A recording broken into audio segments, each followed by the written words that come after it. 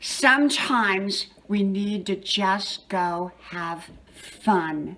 The value of having fun.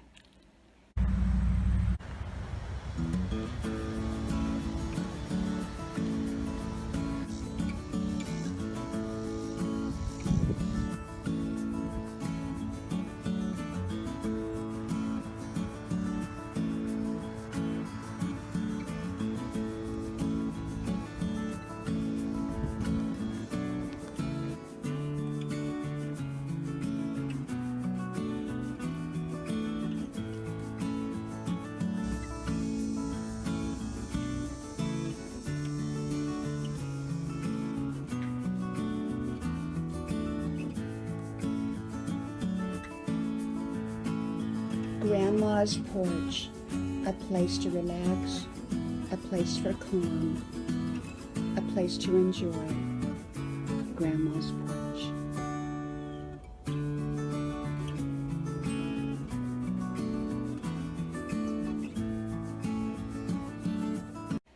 The value of having fun. Hello, y'all. I'm Diana Brienne. Well, I just did this video, and you know what? I had a crumb on my face the whole time, and I didn't see it. And then I thought, oh, I can't put that up. You know, when you do these videos, you never ever know how they're going to turn out until you go to look at them.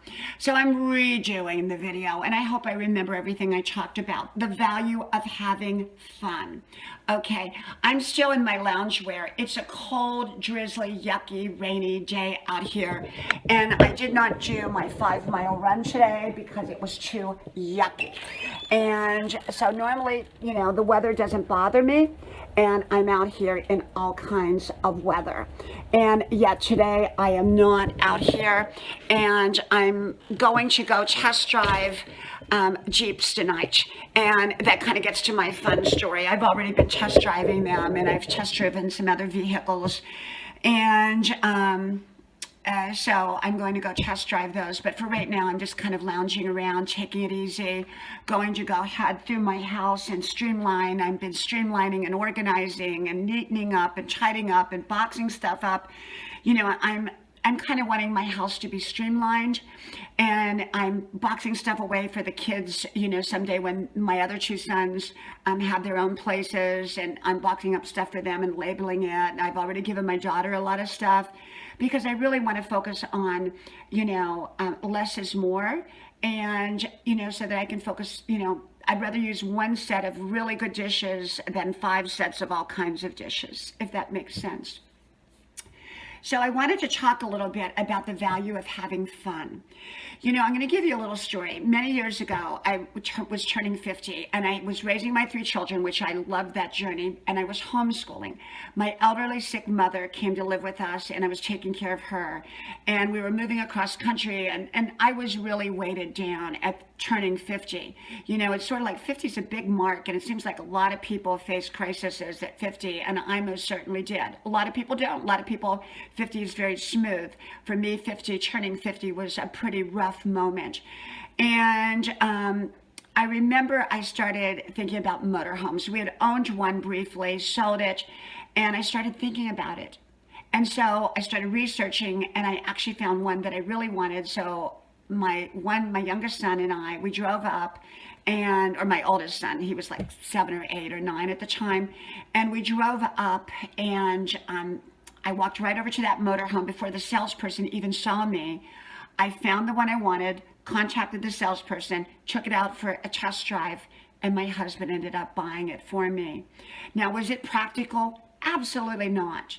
Unless you're living in them, I don't think that they're very practical. They're expensive, and, you know, they're not practical in my opinion. But, you know, it turned out to be one of the best decisions I ever made. And my husband will verify that because, you know, it seemed like this totally ridiculous luxury that, you know, was not practical for us. But we ended up with our kids, who were probably 6, 7, and 8, or 7, 8, and 9 at the time, and I was homeschooling. And this is after my mother, she had to go to a nursing home at one point, then she came back out. And later, down the line, we ended up going to 48 states, traveling to 48 states. And those memories that we created with our kids while I was homeschooling, going to these national parks and all the amazing scenery that we saw from one end of the country to the other, Route 66, and just so many amazing moments during that time in our motorhome, that when we look back upon our life later on, we're not going to think about how impractical it was, but how much fun we had and how many memories we created. Now, I'm not suggesting run out and buy a Jeep or buy a motorhome or, buy a house or anything. It might be going out to the Dairy Queen and getting an ice cream cone. It might be watching a funny movie. It might be taking some time off from what's weighing you down and just going dancing, or putting some rock and roll music on and dance and feeling silly. It might be going out with some fun friends instead of some serious friends. We need serious friends, but we also need fun friends that bring us up for air when things get too deep. And so we had so many great moments and great memories in that motorhome. And we had, and I'm looking at Jeeps right now because I go to college. I drive an hour to and from. Even though I live in the South, our roads get wet and sometimes snow. And, you can get stuck out on some of these back roads. And being that I'm driving by myself, there are some blind spots when it comes to cell phone coverage. And if I get stuck, I need to be able to get out of that ditch. And so I'm looking at 4-wheel drive and everything. And, I've got a truck already. And so I don't need another truck, although I found a truck I love, love, love. And that would be more practical, to trade my truck in and get the other truck. But I really don't want to do that. I don't want to trade my truck in because it's been well taken care of. I've taken meticulous care of, and I'm not going to get the kind of money back from it, even if I sold it outright. And I don't want to sell it. I think I want to give it to one of my kids at some point, And so I'm looking at Jeeps, and Jeeps have got 4-wheel drive and all that. And so if whatever you think of Jeeps, let me know your thoughts, okay? Let me know your thoughts. And it's kind of a fun car. Here I am, 63 years old, going to college, and now I might be driving a Jeep. But it's for practical purposes first, because I need something that's safe, that I can get out of a ditch on back roads if I'm by myself in a blind spot, And so we've been watching fun videos on people that own Jeeps, people that go back roading or whatever you call it, get stuck in the snow. One guy actually lives in his Jeep, and it's fascinating. He's got it set up just absolutely amazing. And he's got even a little pop-up tent on the top. It is amazing what he has done.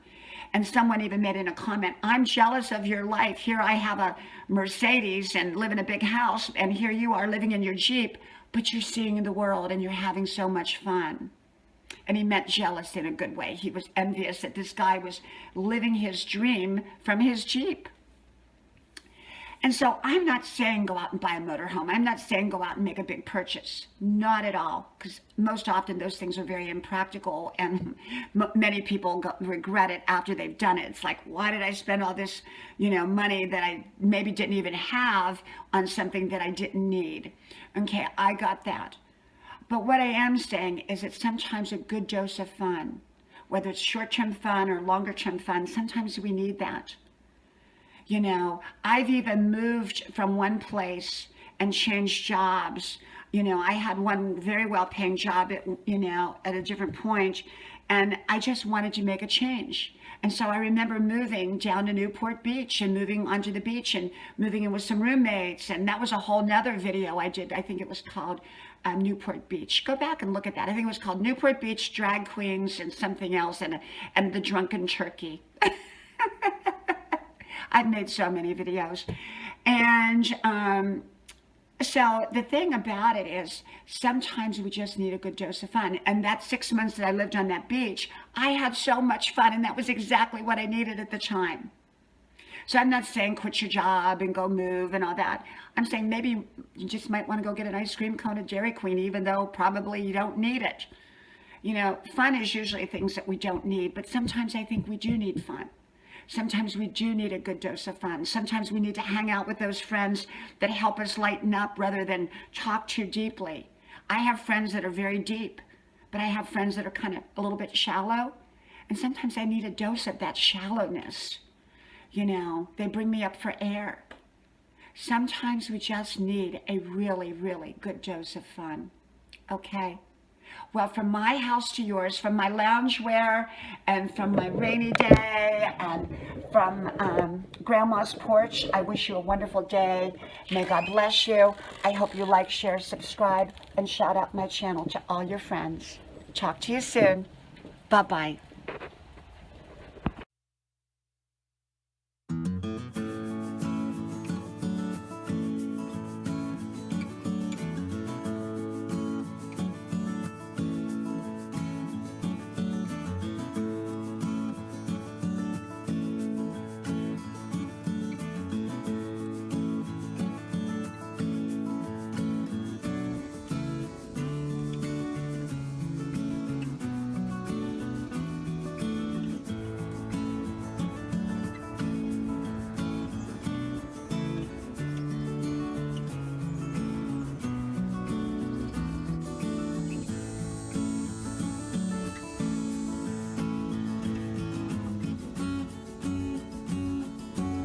Grandma's porch, a place to relax and a place to enjoy.